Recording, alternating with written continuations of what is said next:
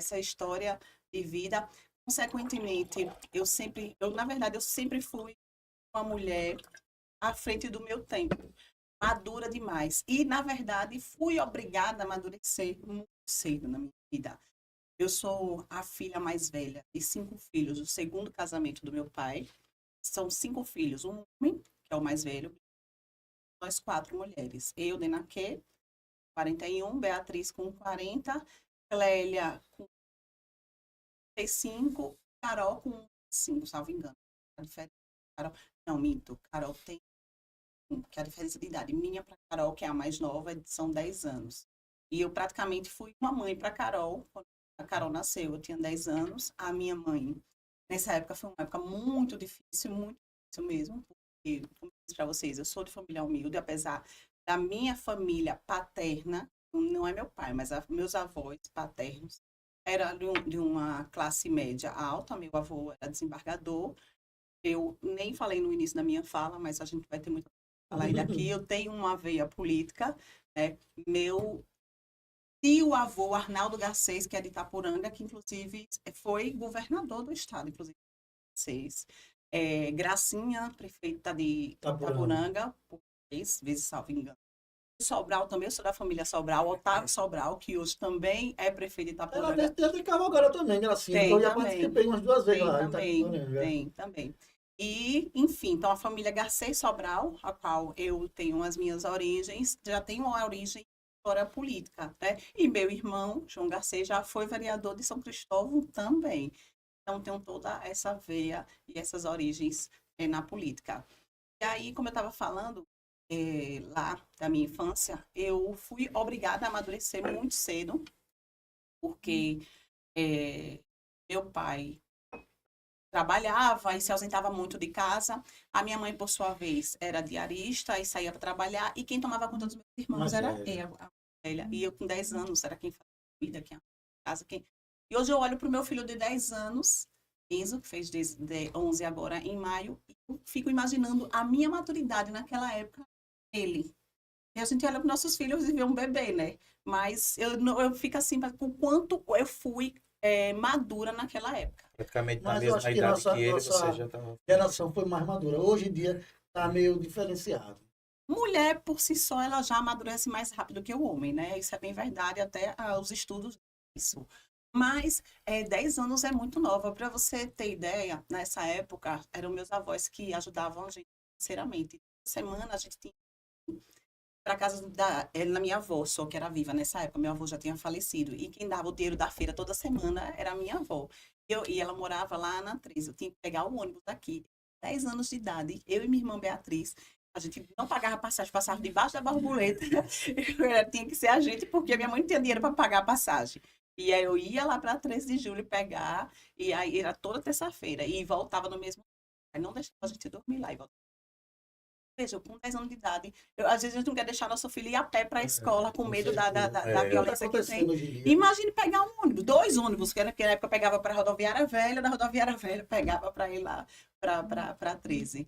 Enfim, então de lá para cá, a minha maturidade foi cada vez mais ficando aguçada. E é tão provável que eu sempre almejei estudar no centro. Por quê? Porque eu tinha um sonho de fazer natação e as escolas aqui não tinham Não natação. oferecia. E lá era o Tubias e o Ateneu, Não tem nem. as escolas. Na E nessa época, época não tinha nem Dom Luciano ainda. na década de 90 era muito concorrida. Era isso Era a mesmo. vaga para se conseguir, era difícil. Eu lembro como hoje. E tudo isso partiu da minha cabeça, você acredita? Aí eu fui, contra a vontade do meu pai, minha mãe foi conseguir uma vaga, me matriculou.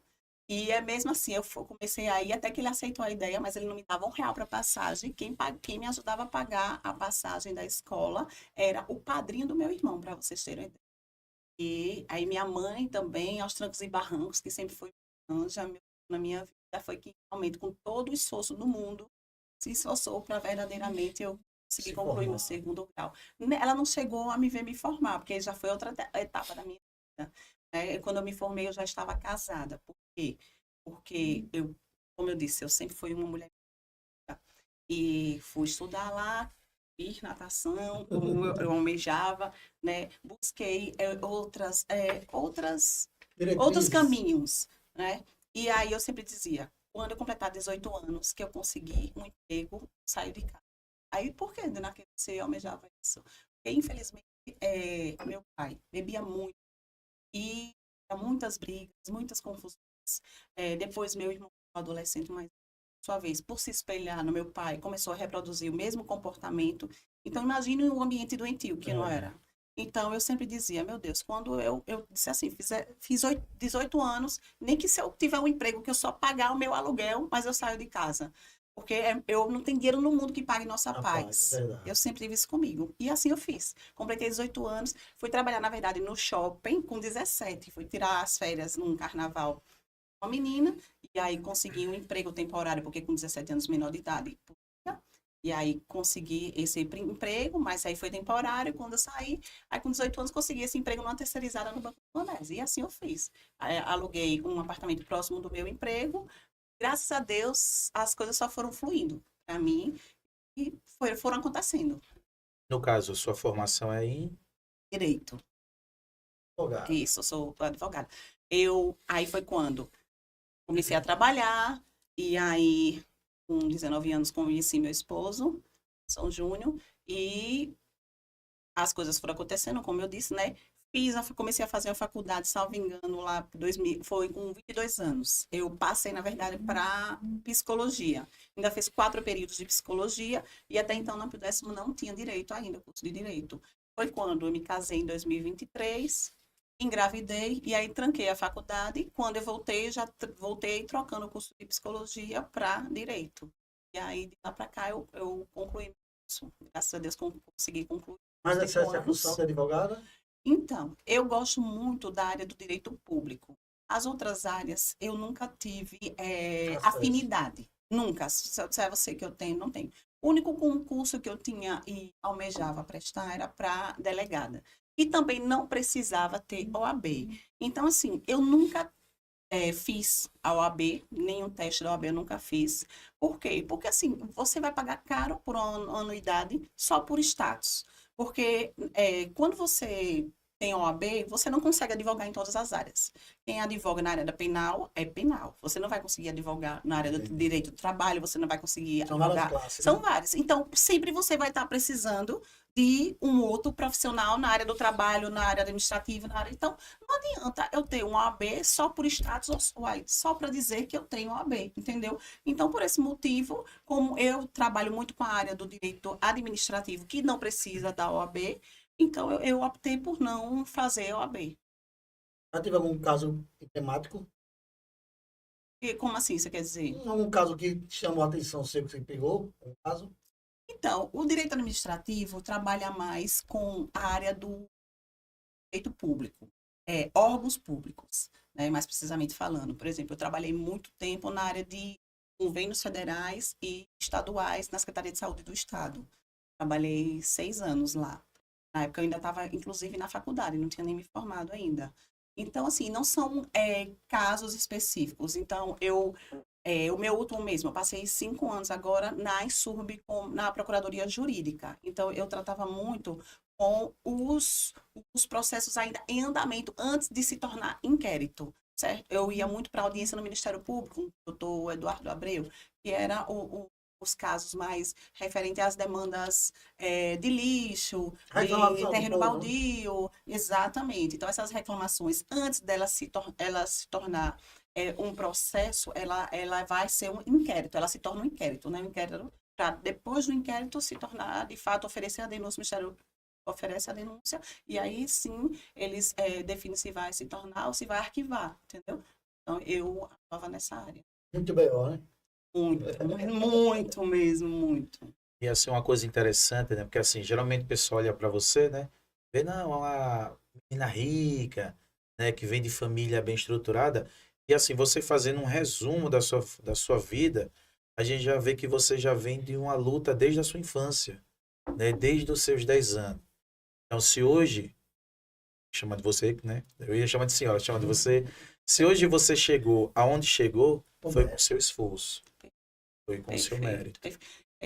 Quando eu falo, mais uma vez, que a gente vai lembrando de flashes. Com 10 anos de idade mesmo, para ajudar minha mãe, porque, como eu disse, ela fazia diárias de faxina para complementar a renda em casa. Eu com essa visão já madura minha, pegava minha irmã Beatriz, pegava um carrinho de mão, sabe o que eu ia fazer? Pegar estrumo de boi para vender às vizinhas que Botava tinham nas planta. plantas. Para poder, e assim, bombava, viu? Ela vendia mesmo, vendia todinho, vendia bem. Outra coisa também que a gente fazia muito, minha mãe fazia aqueles bolinhos de chuva, que era de farinha de trigo com água, e eu ia vender com minha irmã, e a gente Nunca teve conseguia vergonha de vender nada. nada, por isso que eu Botava. tenho essa veiazinha empreendedora, entendeu? E é por esse motivo que eu despertei para ajudar as mulheres empreendedoras. Começou ali a Seu minha foco. ideia, de fato, de poder estar ajudando. Por quê? Porque a minha mãe, como desde sempre viveu no relacionamento abusivo, relacionamento tóxico, onde meu pai era extremamente machista, mas era muito mesmo, não era pouco, não. Então, eu pensei de que forma para poder ter uma ajuda financeira. Para minha mãe conseguir se livrar daquele relacionamento abusivo. Era ela tendo a renda dela. Minha mãe fazia a faxina, mas era escondido dele. Ela só podia sair de casa quando que ele saísse. E ela tinha que chegar antes dele chegar Que também. situação, Essas né? vendas que eu fazia era escondido dele, porque ele não permitia eu, como a mais velha, nem ir para o supermercado, porque sempre fui grandona, chamava atenção. Aí minha irmã Beatriz, por ser mais largada, então era ela que fazia todas as funções, que ia para o supermercado e fazer alguma coisa. Para vocês terem ideia do nível de machismo dele.